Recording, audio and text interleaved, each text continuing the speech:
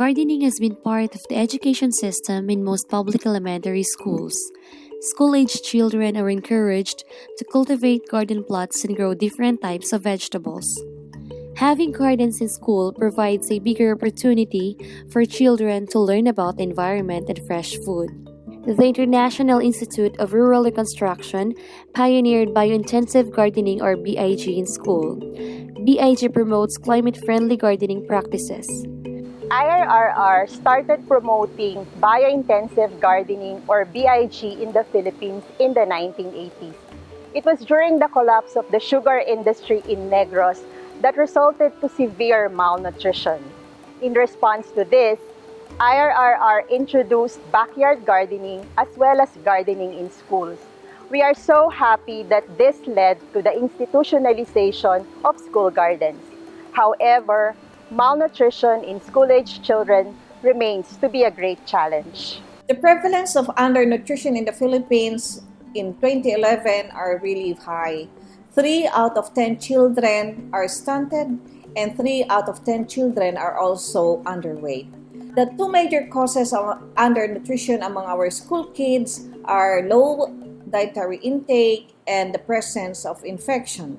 It has been found out that based on our 2008 National Nutrition Survey, few of our children have met the requirements for energy, protein, iron, and vitamin A, also vitamin C and calcium.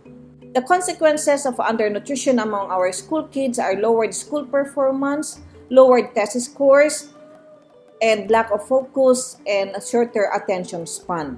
It has been found out that these are the causes of low test scores and high dropout rates among our school kids. Education is highly valued by Filipino families. It is being looked into as the gateway to move out of poverty by the low-income households. But despite of the many policies and programs that support the education system in the Philippines, the fact still remains that there are quite a number of school-aged children who are not in school. Based on the Department of Education's Basic Education Information System, over 500,000 school-aged children are not participating in formal education. While there are families able to send their children to school, still a lot of challenges are faced by Filipino families. Tunay nga na napakahirap naging mommy. Hindi po siya madali. I need to wake up in the morning at 4 o'clock to prepare all things para hindi siya malate.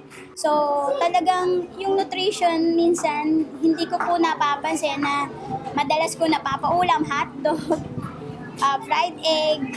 So alam ko po na nakukulang siya sa nutrition sa ganung bagay. The gardening program of DepEd Cavite is one of the flagship program of the Division of Cavite. It aims to contribute to food sufficiency in Cavite, increase awareness on the importance of nutrition among pupils and students, and improve the nutritional status of the community.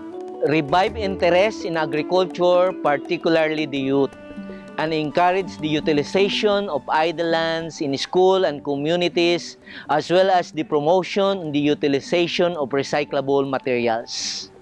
Ang feeding program, ito ay programa ng paaralan para sa mga mag-aaral na medyo may problema sa kalusugan. Ito ay mandatory. Ang objective nito ay para to eradicate, of course, one of the problems of the country, yung malnutrition. Bukod dito, naiwasan yung mga dropouts. Ang DepEd number 80 ay breakfast feeding. So kaya lamang madalang ang nagawa nito, usually ay snack dahil ang constraint ay time and manpower. Ang expenses namin o ang aming gastos ay walang nag-aano sa amin, nagbibigay. Hindi yung kinukuha namin sa garden, yung mga tanim niya, ang una. Ngayon, kung minsan, walang yung aming garden teacher, wala silang tanim na kailangan namin, kaya ang gumagastos ay ako. Given these challenges in school feeding and other DepEd programs, IIRR, FNRIDOST, and DepEd collaborated to look into enhancing the existing programs for improving the nutritional status of school-aged children, which have been recognized to affect children's academic performance. The IDRC-supported project which is done in partnership with the Department of Education, attempts to put value on the integration of school gardening, supplementary feeding, and the nutrition education. The schools need to have the school feeding coordinator as well as the agriculture teachers work hand in hand. The produce that we have from the vegetable gardens can be better utilized in the school feeding centers. But currently, the recipes that we have for the school feeding programs do not feature leafy vegetables or root crops. And, it results to big emphasis on carbohydrates and protein, meat protein. That's why it's important for gardening as well as the emphasis for the school feeding program. Food fortification is one thing that can be done. In fact, the FNRI, the Food and Nutrition Research Institute, have done various studies on the value of iron-fortified rice. And this is what we are introducing in this particular research. Native varieties are very good sources of vitamins and minerals. Sadly, these are gradually being forgotten. Planting these varieties in school gardens will help promote it back to the communities through the children. To date, the 27 participating schools have established their garden using the BIG technology. 1 crop museum in IIRR and 5 crop museums in schools have also been established in different areas in Cavite. These crop museums provide planting materials to other schools and local communities. To heighten school gardening and encourage children to eat vegetables, agriculture teachers are teaching the BIG technology to the students. Teaching biointensive gardening to our students is just like preparing them for tomorrow. We teach them how to do the biointensive gardening by assigning them to different plots.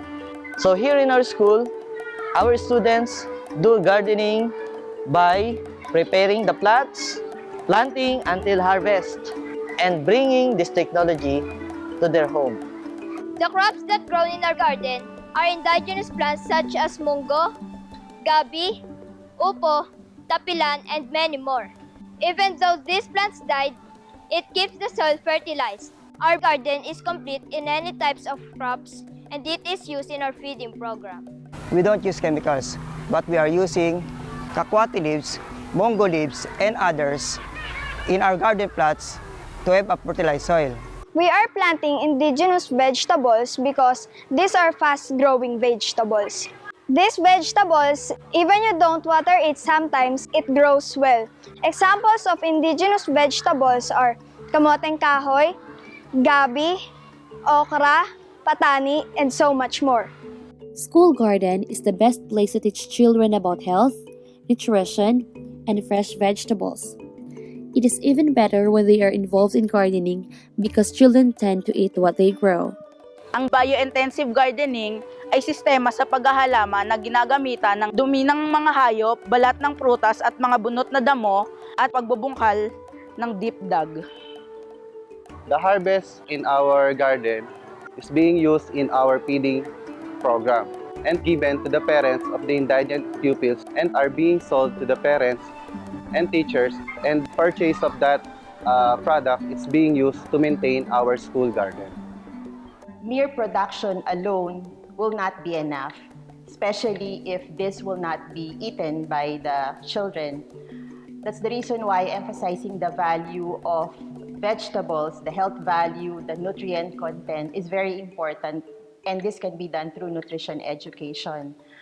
Parents need to know what these indigenous vegetables are, their nutrient content, and what are the ways by which parents at home would be able to prepare a more creative and appetizing food, which children would be very excited to eat. With the ongoing research project of IIRR in partnerships with FNRI DOST and Department of Education, the school feeding program will become more meaningful as it will utilize nutritious indigenous vegetables being grown in its own BIG garden.